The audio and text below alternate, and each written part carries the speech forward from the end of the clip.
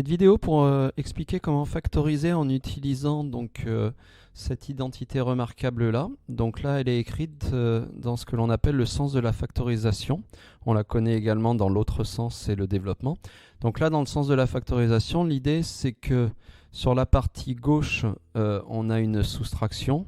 Et le fait de factoriser va nous faire obtenir finalement un produit, donc une multiplication qui est cachée entre les deux parenthèses, mais qui est bien une multiplication.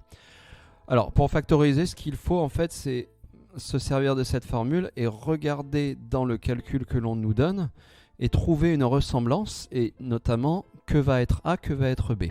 Alors souvent les carrés ne sont pas tout de suite visibles. Là on voit x au carré. Le problème c'est que 81 c'est pas 81 au carré.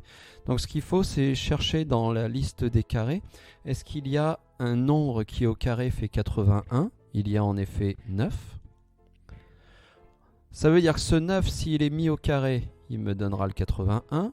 Le x quand je vais le mettre au carré va me donner x au carré. Ça veut donc dire que cet ensemble là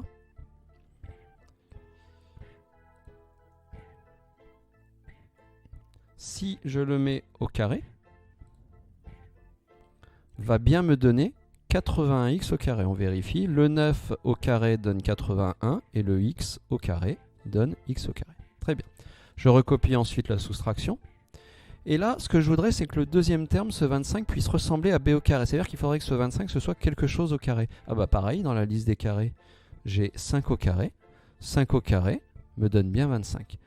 L'avantage maintenant, c'est que mon nouveau calcul ressemble vraiment à a carré moins b carré. Donc j'ai plus qu'à me dire, alors a c'est 9x, b c'est 5, et maintenant je vais aller écrire un calcul qui ressemble à ma forme factorisée, en prenant A et B.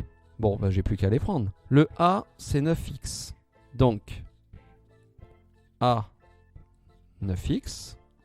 A, 9x. Le B, c'est 5. Bon, eh bien, B, 5. B, 5.